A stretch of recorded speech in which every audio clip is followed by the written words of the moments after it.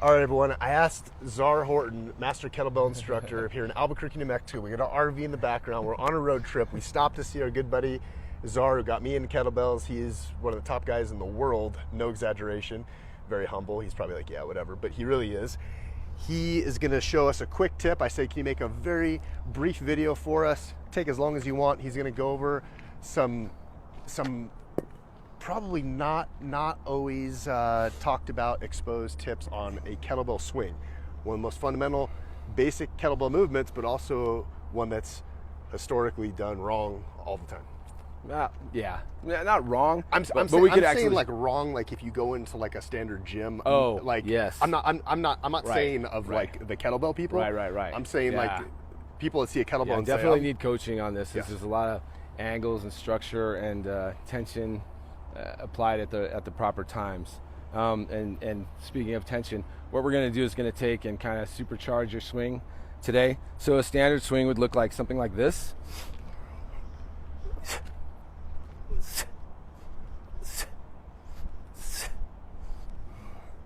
Okay, what we're going to do today, a tip I can give you, is when the bell starts approaching here, we're actually going to like with the swimming motion, with the lats here, we're going to actually push the bell back from about here back to our position here in the terminal part of our backswing. We're doing that to really kind of like supercharge and get that stretch reflex out of the hamstrings to slingshot that bell right back out into the float. And so it comes back in and we're going to just start pushing it through here so you can see the difference. You'll see when I make the change, I'll do a couple of swings like I just did, and then I'll put the supercharger on it.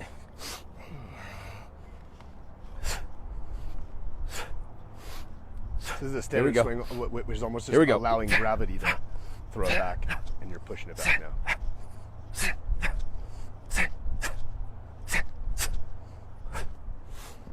So you're actively throwing it back. Yeah, you're actively pushing it back. Gotcha. Yeah, so the first one is fine, but if you want to get a little more out of your swing, you can start pushing it through here. You get that dynamic reflex and really just kind of get the most out of your swing. It'll come back harder and faster, so you still got to control it so that the top and terminal position of your swing is here, because you feel that thing, it's going to want to just take off. So you got to just kind of turn your lats on and put the brakes on right about here. Can you speak to a concept in kettlebell work, which is so cool, of making a movement as challenging as possible, or as, you know, to incorporate as much muscle contraction, control, because you just said getting the most out of your swing. Sure, yeah. And so I think some people watching this might say like, well, if I can get it from point A to point B easier, why would I do it easier? And the goal is actually making it harder and trying to recruit more. Yeah, and so in something like that, I say get the most out of your training. It's a full body experience. It's not just the bell swinging around here. You're pushing it through here, so the lats are activated. You're getting the stretch reflex out of your hamstrings, and you drive through your heels. You're getting some quads here.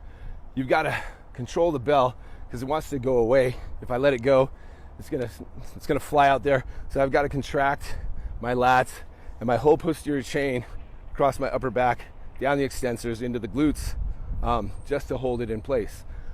So there's a whole lot going on there. It's not just the bell kind of mindlessly swinging back and forth.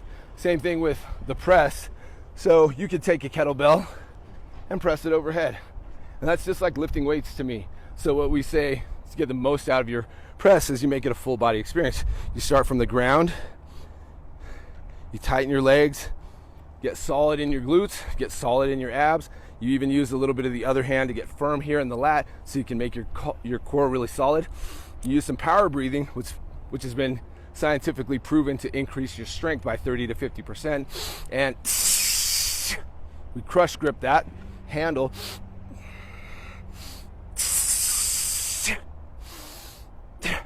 So suddenly, I'm using the ground to push that press, which I can easily press, but I can use my whole body to integrate and make it more challenging and get more out of a simple overhead press. Which also helps when you're pressing like 48 kilograms. Absolutely. Yeah, this is kind of, we call it greasing the groove. And so we get our groove, and we get our tension, and we get everything to feed into that effort. And as we go up the chain in weight, we have we have the same form that we use, and we just amplify the effort by tightening more and getting more core stability and getting more base stability to feed into the press. Awesome. So if people out there want to see more of your stuff, check out. I've got a few videos on YouTube. So type in Zar Horton. You can see a lot of stuff with him with his shirt off, working out and sweating all over the place, and all the women watching. But also you can go to strongfirst.com. Let's see, I don't know, how many times a year were you teaching before pandemic times? Probably 4 to 6 times a year. Okay. Is it still happening now? Or? Yeah. Okay. We're doing an event in Seattle in October. Just got done with one in Denver. Okay, cool. So yeah, we're picking back up. Cool. Sure. Awesome. Yeah. All right. Cool. Thanks, buddy. Cool, man. You got it. Thank you.